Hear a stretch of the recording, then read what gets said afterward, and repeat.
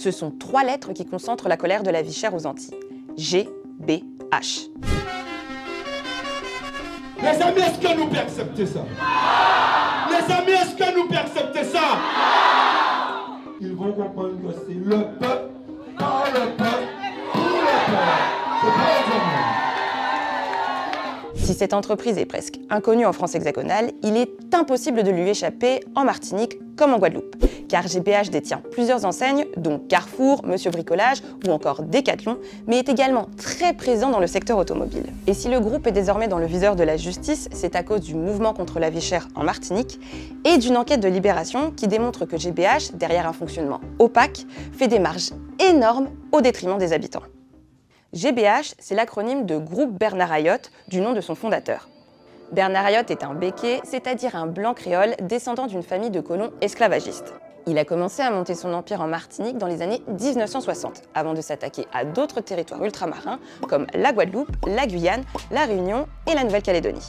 Puis il s'exportait à l'international dans plusieurs pays d'Afrique francophone, d'Amérique centrale, aux États-Unis et allant même jusqu'en Chine. Pour vous donner une idée, le chiffre d'affaires du groupe est estimé à 4,5 milliards d'euros.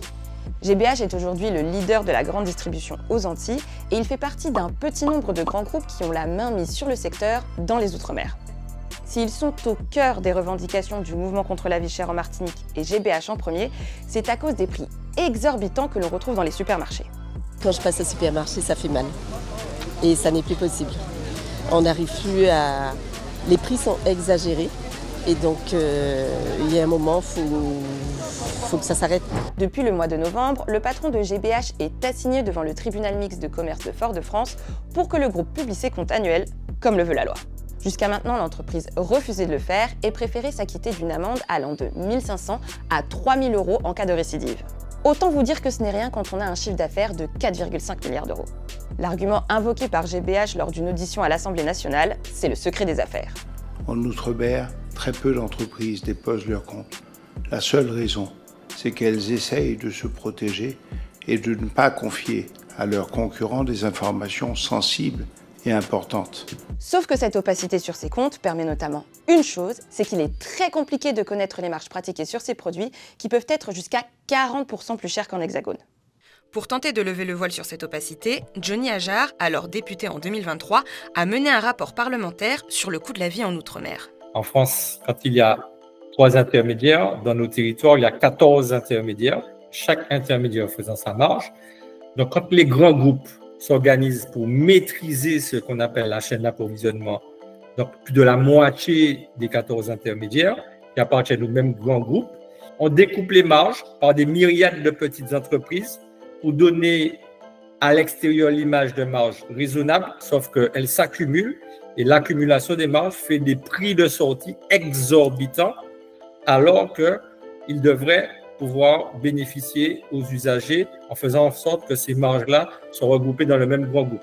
Ce système de concentration verticale dont parle Johnny Ajar permet des prix largement surévalués, comme le montre cette enquête de Libération. Ces marges, elles sont exorbitantes. Les documents en notre possession démontrent que dans le secteur automobile, ces marges sont 3 à 4 fois supérieures à celles pratiquées en métropole. La justification par GBH de ces marges, elle est un petit peu toujours la même. Ils expliquent en gros que les produits sont plus chers en raison de l'insularité, de l'éloignement des territoires d'outre-mer, et notamment en raison de ce qu'on appelle communément les frais d'approche, qui sont en gros tous les frais liés à l'acheminement des produits depuis la métropole jusqu'à l'outre-mer. À nouveau, les documents qu'on a révélés démontrent que ce n'est pas le cas. Mais ce que montre aussi l'enquête, c'est que dans le secteur automobile, il y a aussi une concentration dite horizontale. Ils détiennent une grande partie du secteur de la vente automobile, mais ils détiennent également, en lien avec l'automobile, tout un tas d'activités annexes, par exemple des centres auto, de la pneumatique ou de la vente de pièces détachées. Ce qui veut dire que si quelqu'un veut acheter une voiture de la marque Renault par exemple, il devra passer par un concessionnaire détenu par GBH. Et si cette personne a un problème avec sa voiture et doit la faire réparer ou juste même changer ses pneus, elle sera contrainte de passer par un centre auto également détenu par GBH. Donc là aussi, les marges réalisées sur ces services reviennent au groupe. Le problème dans tout ça est que GBH ne publiant pas ses comptes, on ne connaît pas le nombre d'entreprises exactes qu'ils détiennent, ni les marges réalisées grâce à elles. Mais en bout de chaîne, c'est le consommateur qui en paye le prix. De son côté, GPH réfute les accusations de position dominante dans la grande distribution et déclare que les marges sont très comparables à celles pratiquées dans l'Hexagone.